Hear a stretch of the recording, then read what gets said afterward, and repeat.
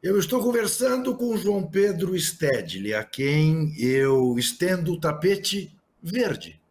Veja você, ambos corintianos, e o tapete que eu estendo a ele é verde, e não é vermelho, é verde como a bandeira que ele tem atrás de si, uma delas. Porque imagine você que João Pedro Stedley é brasileiro e ama o Brasil, de verdade. Aproveito para fazer uma pequena correção. Eu disse que ele se formou na Universidade Federal do Rio Grande do Sul. Mentira minha. Formou-se na PUC do Rio Grande do Sul, que foi quem lhe deu a bolsa. Muito bem. Onde ele teve a bolsa de estudos. Eu converso com João Pedro Stedley, que agora vai responder ao psicólogo, defensor dos direitos indígenas, Paulo Maldos, e nós vamos voltar a falar em seguida da agricultura familiar. Caro João Pedro, o censo do IBGE 2022 identificou a presença de indígenas e quilombolas em todo o Brasil. São cerca de 1.700.000 indígenas e cerca de 1.300.000 quilombolas presentes em todos os estados e em muitos municípios de todo o país. O MST também possui uma presença nacional em todas as regiões e estados do Brasil. Em muitas dessas regiões ele constrói alianças com povos indígenas e outros povos. Queria lembrar aqui o Mato Grosso do Sul, onde o MST faz uma bela aliança com o povo Guarani Kaiowá em torno da produção de sementes e na produção de alimentos saudáveis. Lembrando do Mato Grosso do Sul, eu trago à memória o companheiro Egídio Bruneto, um importantíssimo dirigente do MST, que batalhou muito pela construção de alianças do MST com essa diversidade de povos, particularmente com os povos indígenas, através da Via Campesina. E a sua luta se dava em todo o Brasil e em toda a América Latina. Seria possível, com esses novos dados do IBGE, se ampliar, se diversificar essas alianças entre MST e outros povos tradicionais, em torno de uma agenda de transformação do país, democratização do Estado e da terra? E seria possível construir um projeto de país que tenha a cara dessa bela diversidade de povos do nosso campo? Meu caro Paulo Maldos, meu amigo de longa data. Aliás, Juca, não sei se você sabe, quando eu me mudei do Rio Grande do Sul para cá, para São Paulo, que era num processo de organizar uma secretaria nacional do nascente MST, lá por 1985, os amigos da Comissão Pastoral da Terra disseram para nós: se vocês querem se instalar lá em São Paulo, é melhor vocês procurar o Instituto Sede Sapiência, que lá tem uma madre porreta, que é a única que pode ajudar vocês. Peguei o endereço e lá fui eu. Peguei o ônibus e vim a São Paulo, primeira vez que cheguei aqui. Peguei um táxi e fui direto para o Sede Sapiência. Já tive a primeira surpresa, porque a tal da Madre Superiora que nos ia ajudar me atendeu como porteira do Instituto. E eu levei um susto, como uma madre está trabalhando aqui na portaria, né? Na minha ignorância, né? E naquelas minhas ilusões, né? Madre tem que estar lá, superior a todos, né? Então ela já me deu uma lição de cara, assim, né? De humildade, de sabedoria. E me atendeu com muito carinho, né? E ela disse: o que vocês precisam mesmo, meu filho? Nós precisamos de uma sala que tenha telefone. Aí ela já de pronto, andava já com um andador, me levou junto num corredor, já me mostrou uma sala, né? E disse: veja, essa aqui é suficiente. E na sequência me apresentou o Paulo Maldos, que era da diretoria do SEDES.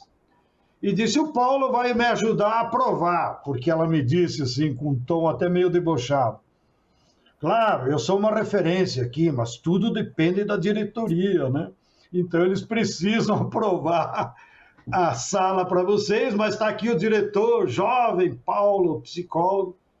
e de fato nos fizemos amizade, e depois, Juca, inclusive eu abusei da paciência dele, e ele foi o fiador para mim poder alugar uma casa, né? E trazer a minha família. A madre a que você se refere é a famosa Madre Cristina. Madre Cristina, que foi um baluarte da luta pelos direitos humanos, salvou dezenas de militantes que eram presos. Os familiares botavam o bilhetinho debaixo da sala dela lá no SETS, e ela no outro dia pegava o hábito e ia lá no DOPS. Tá aqui o Juca Kfouri? Não, não tá, eu sei que tá. Aprontava maior lá com os policiais e assim salvava muita gente da tortura e da prisão. Bem, tabelava muito com minha tia Nadir Kfouri, João Pedro. Me alegra em saber. E depois veio a ser reitora da PUC, primeira reitora mulher de uma universidade católica no mundo, graças à intervenção de Dom Paulo. Siga. Isso que ia complementar. E as duas faziam um belo trio, né, de ataque com Dom Paulo Arnes. Corintiano também. Uma figura.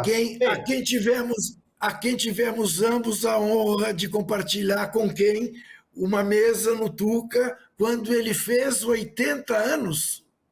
Acho que foi 90, Juca. 90 anos. 90 anos. Porque foi a última aparição pública dele, né? Exatamente. E alguns meses depois nos deixou. E pôs o boné do MST. Isso ele sempre fazia, era um agradinho que nós agradecemos pelo resto da vida. Bem, mas voltamos então agora aos povos indígenas, da qual o Paulo Maldos é um militante da causa indígena de toda a vida. Os povos indígenas, para nós do MST, são mais do que uns parceiros. Eles são nossos avós. Como aprendi com o Darcy Ribeiro, lá no livro O Povo Brasileiro. Ele disse, o povo brasileiro não sabe, mas todo brasileiro tem sangue de uma avó índia, ainda que não seja reconhecido. E é verdade, né? Porque foram as mulheres indígenas, né, estupradas ou cooptadas que geraram esse povo miscigenado em todo o Brasil. Então, os povos indígenas deveriam ser para nós uma referência de tudo, de valores, de sangue. Nós procuramos ensinar ou cultivar entre a militância do MST. Eles são os nossos avós. Você não gosta do seu avô, da sua avó? Todos nós gostamos, porque são os nossos ancestrais na cultura, no sangue, no DNA, etc. Então, os povos originários do Brasil são os nossos avós. E nós devemos defendê-los sempre. Nós ficamos muito contentes quando a Constituinte de 88, refletindo aquele clima de redemocratização no país, depois de 20 anos de ditadura empresarial, militar, recuperou os direitos constitucionais dos povos indígenas. E naquela ocasião, como os que nos acompanham deveriam saber, nós tínhamos já apenas 300 mil pessoas que se declaravam como parte dos povos indígenas. Graças àquela mudança constitucional, o Paulo Maldos lembrou bem, você vê aí, em 30, 40 anos, a população se multiplicou e nós chegamos, nesse último censo, a 1.652.000 pessoas que vivem em áreas indígenas. Isso é muito alentador. Mas, na luta pela reforma agrária, nós temos muitos aprendizados com eles. Foram eles que nos ensinaram a defender a natureza. Se a gente não defender a natureza, não tem como produzir. Se a gente não cultivar a natureza, não há como produzir alimentos saudáveis. São eles que nos ensinaram a cuidar das árvores. São eles que nos ensinaram que a árvore é a zeladora da água.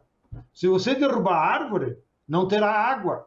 Se você não tem água, a água é um alimento. Olha a sabedoria dos povos ancestrais, Juca.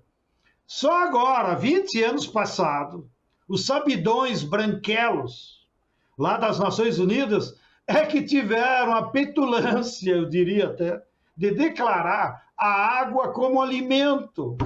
Imagina, os povos originários sabiam disso desde sempre, que a água é tão importante como qualquer outro alimento. Portanto, a água é um alimento fundamental para todos os seres vivos do nosso planeta, para os seres vegetais, para os animais e para os seres humanos. Isso nós aprendemos com eles, não?